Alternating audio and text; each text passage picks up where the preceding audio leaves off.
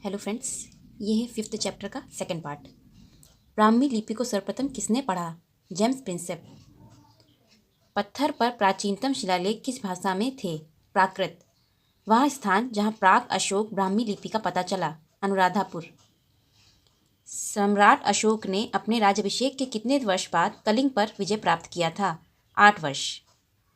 कालसी प्रसिद्ध है अशोक के शिलालेख के कारण। गुर्जरा लघु शिलालेख जिसमें अशोक का नाम उल्लेख किया गया है कहाँ स्थित है? मध्य प्रदेश के दतिया जिले में।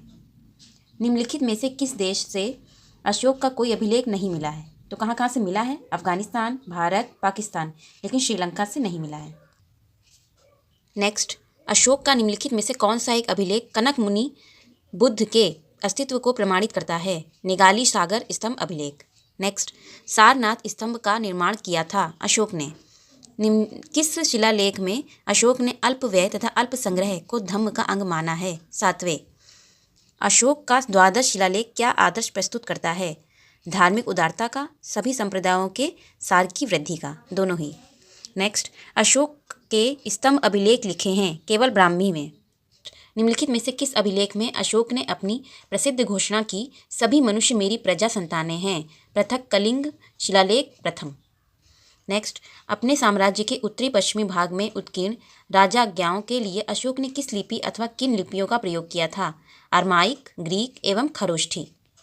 निम्नलिखित अभिलेखों में से किसमें अशोक का नामोल्लेख हुआ है? गुर्जरा में। अशोक का निम्नलिखित में से कौन सा शिलालेख धम्म महामात्रों की भूमिका का उल्लेख करता है? शिलालेख 5। अशोक के निम्नलिखित अभिलेखों में से किसमें दक्षिण भारतीय राज्यों का उल्लेख हुआ है? द्वितीय मुख्य शिलालेख। नेक्स्ट, लिखित में से किस एक इतिहासकार के अनुसार शिलालेखों में अशोक ने जिस धर्म का प्रतिपादन किया है वह वस्तुतः राजधर्म था? फ्लीट के अनुसार। किसके अनुसार? फ्लीट के अनुसार। नेक्स्ट, किसने सहिष्णुता, उदारता और करुणा के त्रिविध आधार पर राजधर्म की स्थापना की? अशोक।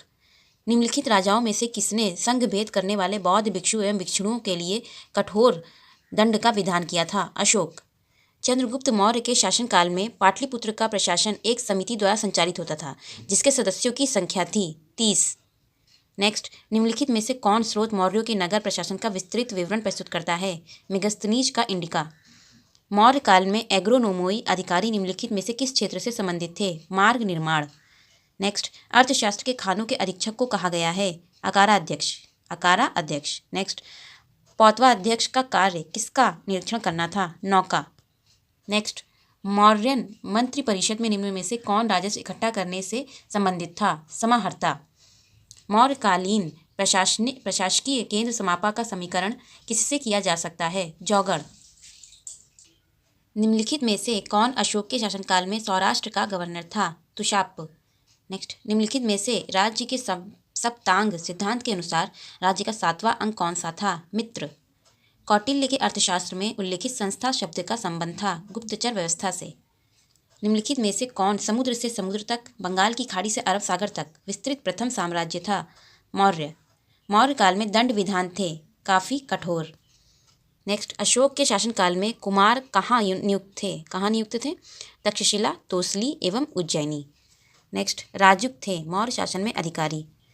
मौर्य समाज के 7 वर्गों में विभाजित होने का उल्लेख निम्नलिखित में से किसमें मिलता है? मेगस्थनीज की इंडिका में। निम्नलिखित में से किस स्रोत में उल्लेखित है कि प्राचीन भारत में दास्तां नहीं थी?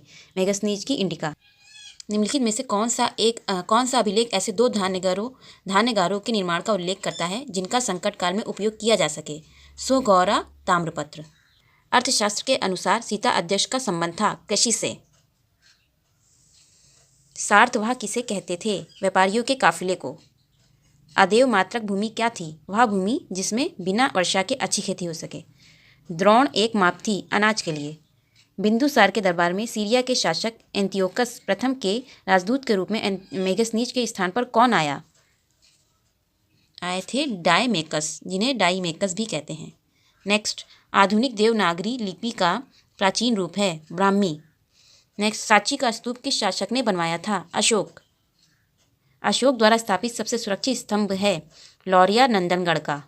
नेक्स्ट, बुलंदी बाग प्राचीन स्थान था पाटलिपुत्र का। नेक्स्ट, प्रारंभिक ऐतिहासिक काल का नगरीय स्थल शिशुपालगढ़ कहाँ स्थित है? उड़ीसा में। बराबर पहाड़ के क्षेत्र में अशोक के दानों से लाभान्वित होने वाले कौन थे? आजीवक। निम्नलिखित राज्यों में से बाघ गुफाएं किसमें स्थित हैं? मध्य प्रदेश।